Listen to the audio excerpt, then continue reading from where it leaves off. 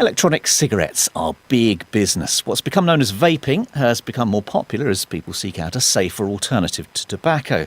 Large tobacco companies, in fact, now own some of the biggest e-cigarette brands. Many of them contain the addictive substance nicotine, some at levels as high as a typical cigarette. Some health experts say they can act as a gateway to smoking, especially for younger people. Well, now the UK Parliament is investigating their impact. More on that in a little while. First, though, here's our reporter Stephen Ryan on the rise and rise of the smokeless cigarette. Yes, according to this repeated nationwide survey, more doctors smoke Camels than any other cigarette.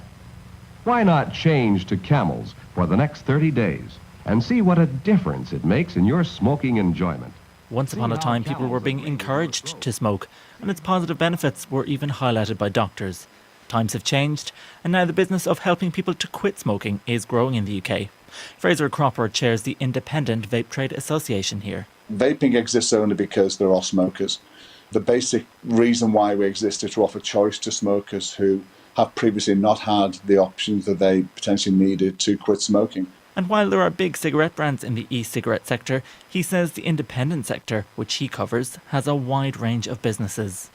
Probably 80% of the vaping products sold in the UK are sold by independent businesses. There's quite a broad spectrum of businesses, businesses that may well have turnover in the tens of millions, employ over 100 people. The total number of stores in the UK is approximately 2,000. When he speaks to UK politicians later today, he'll outline some concerns he has about the rules. That's since the European Tobacco Products Directive was implemented in May last year. Arbitrary constraints on strengths of fluid, bottle sizes, tank sizes, which simply constrain choice, and we can't make any association to smoking cessation. When it comes to young people, vaping industry groups and medical professionals are agreed. They want to ensure that young people under 18 don't have access to e-cigarettes. Professor Nancy Riggety is director of the Tobacco Research and Treatment Unit at Massachusetts General Hospital. She told me about the research she worked on for the US government. It looked like certainly at least until 2050, we would be saving lives by having e-cigarettes around. The potential benefit was much greater than the harm.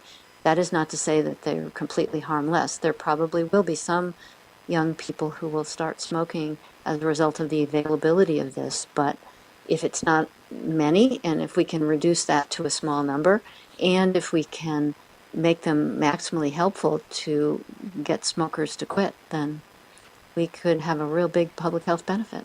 An independent review commissioned by Public Health England and endorsed by the Royal College of Physicians estimates that e-cigarettes are around 95% safer than tobacco cigarettes and that they may help smokers to cut down or stop smoking.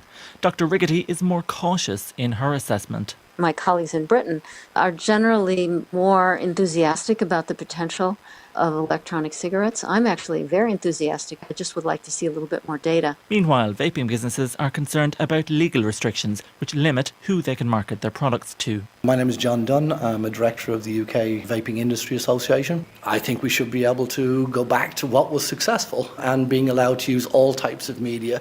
In a dream scenario, would you be out of business? You've got a certain proportion of people who use vaping to give up smoking altogether. But there's others that use it as a safer alternative to consuming nicotine. And nothing we do is safe. The food we eat is generally not good for us. Everything we do on a daily basis is not good for us in moderation. And it's the same with vaping.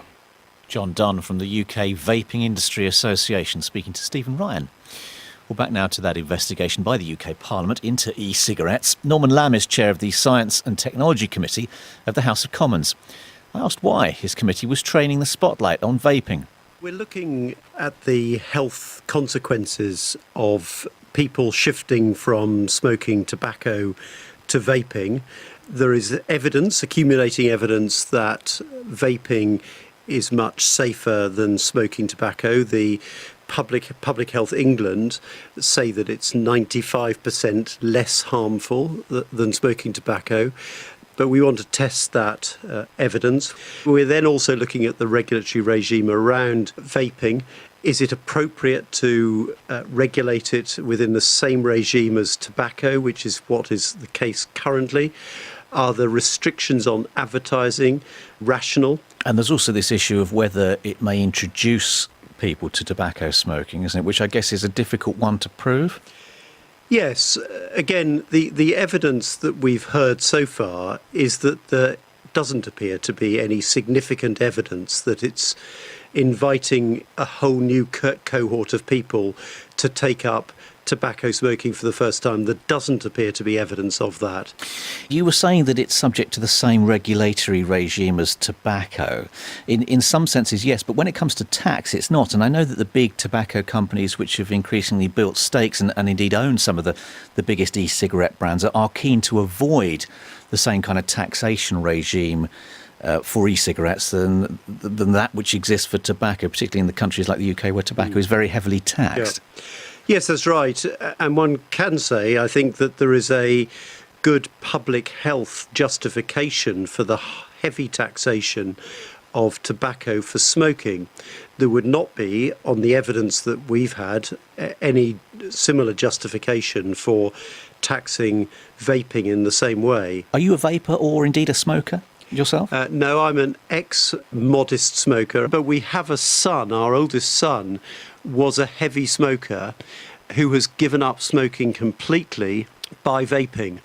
And I have to say, as a father, that I am enormously relieved that our son has stopped smoking and that he's been able to do that through transferring to vaping. But we need to, as I say, as a committee, the Science and Technology Committee needs to focus our work on pure evidence. British Member of Parliament Norman Lamb.